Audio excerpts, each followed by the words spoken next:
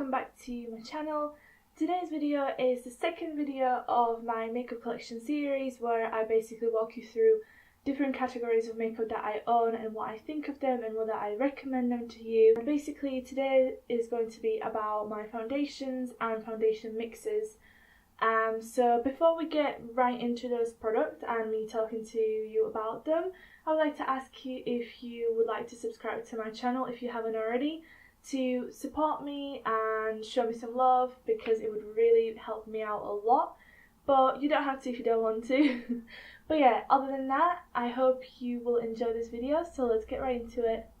So basically all of these foundations that I'm going to be talking to you guys about are basically drugstore foundations. Some are pricier than the others, but I'm going to start out with the pricier ones, which is L'Oreal. I have three different foundations from L'Oreal. The first one that I want to talk to you about is the L'Oreal Infallible 24-Hour Foundation. Mine is in the shade Porcelain, I believe. And it's basically this guy, like right here. And I really like this foundation. I'm wearing it on today as well. And I think it lasts quite a long time. It keeps my oils on bay, but it doesn't snatch onto my dry patches. Because my skin is combination skin, so when I'm initially applying foundation, my skin is quite dry, but throughout the day my skin gets oily. Not super oily, but quite oily that I can notice, and that I'm like, okay, my foundation's melting off my face basically. So yeah, I do recommend you guys try out this type of foundation. L'Oreal caters to darker skin tones as well as the palest skin tones, which is something that I really like. I know that L'Oreal is not cruelty free, but not all of you who are watching will care about that.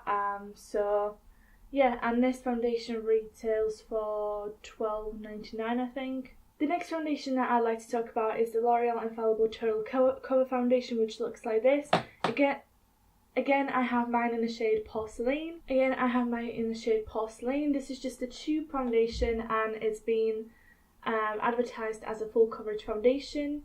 So it is very thick and moussey, and whether it's full coverage, I'd say kind of, like you can definitely build it up and it definitely is more full coverage than some of my other foundations. However, what I don't like about this foundation is I can't apply it with a beauty blender because it's so thick that it doesn't work with a beauty blender. You'd have to apply it with a brush. And B, this foundation, because it's in a tube, I don't know what's wrong with tube foundations, but basically, because it's in a tube, when I put it on my face, it oxidizes quite a bit. Like, I'll link my first impression of this foundation down below.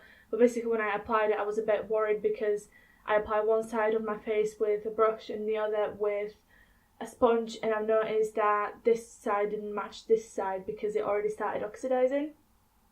But other than that, it's $9.99. It has quite a few shades and it is pretty good, but I'm not sure if it, like, I would definitely go with this one over this one, if you know what I mean. And the last foundation from L'Oreal is the L'Oreal Nude Magique Cushion. I have mine in the shade 01, which I believe is like the lightest shade, and I think it's like porcelain. And this foundation is basically, as you might have noticed, it's a cushion foundation, so it is slightly pricey. I think it's still around $9.99, but I know that some places sell it for more. But basically, I love this foundation. This foundation is definitely by any means a full coverage. It's not. It's like full. It's like a medium coverage or light medium coverage, I'd say. And it doesn't last on your skin the longest. It has very luminous finish. But I like it for like everyday wear, if you know what I mean. Like I'll pop this on when I'm just going to the shops or going to town to run some errands. And I don't know what is about this foundation, but I love every time I apply it. And despite the fact that you get a lot less product than when you buy normal foundation in a bottle, I still would want to repurchase it, if you know what I mean. So I think it's really good, and again, I think it has pretty good shade range. Not as great as bottle foundations, but still pretty good. The next range of foundations is Maybelline. I have two foundations of theirs, and they're both from the Fit Me line. I have the normal Fit Me foundation, which looks like this, and I have mine in 115 Ivory, I believe. Yeah, Ivory. One thing that I don't like about most of Maybelline's foundations is that they say it's the lightest shade, yet it's still 2-3 shades darker than my skin tone, if you know what I mean. Like, I am one of those really, really pale people. So I bought this foundation and I was not able to wear it as often because it's darker than my skin tone, like noticeably darker, if you know what I mean. But other than that, I mean, it's pretty good foundation, but I don't believe it lasts that long on the skin. Like, I start noticing getting oily like 2 hours maybe into wearing this foundation. But again, Maybelline with their Fit Me line have like a large range of different colours, and also this foundation retails for $7.99, so it is cheaper alternative to the L'Oreal foundations. The other foundation from the Maybelline Fit Me line is the Maybelline Fit Me Matte and Palest normal to oily skin foundation, and I have mine in 02 Fair Ivory. This is a lot better match for my skin tone, and this foundation is also cheaper than the other one. This one's $6.99. It oxidizes slightly, but not as bad as the L'Oreal one in the tube. And because it's matte and because I get oily throughout the day, it lasts on my skin a lot longer. So I would definitely recommend this if you don't want to go with L'Oreal, but because you want to go for cheaper alternative than L'Oreal, I would recommend this one out. And this one also has a lot of shade options, so this is definitely one of the better Maybelline foundations on the market, if you know what I mean.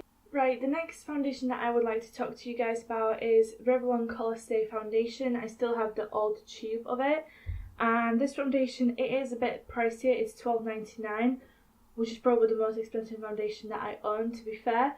But you can get this a bit cheaper when it's like on a deal. It's like 3 products for 2, or half price of this, or whatever, you know. And this was the first foundation that I bought that actually matched my skin tone. And this particular foundation is made for normal to dry skin. They also have combination to oily, I think. I don't know why I didn't get that one, but I don't know, it's just, you know.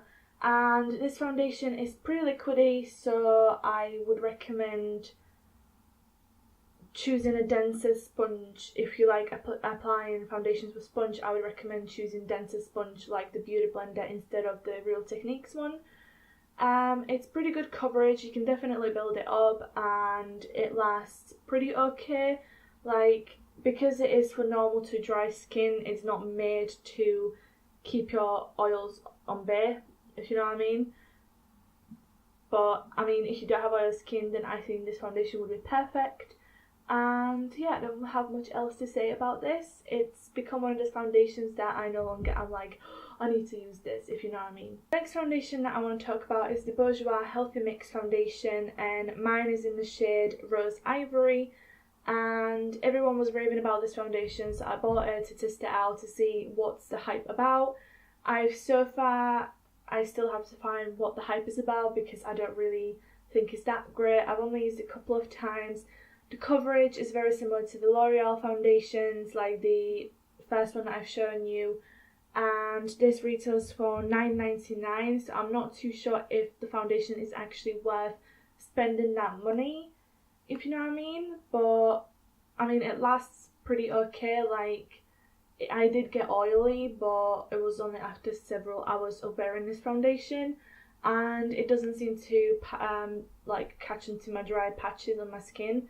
So that's always a bonus. But I don't have much to say about this foundation because I'm not wowed by it the way everybody else was. The next foundation, which is a guy that this was basically my first foundation that I've tried in my whole life, is the Max Factor Panna Stick foundation. Mine is in the shade 25 Fair. This foundation is definitely not for all fair people because it is quite orangey. But for some reason, when you spread it across your face, it kind of works out. It being Max Factor foundation is pretty affordable because it's $7.99. This is definitely the kind of foundation that I would recommend for someone who's going to school, or for someone who's not allowed to wear too much makeup to work or something. You just pop it on and it kind of evens out your skin tone.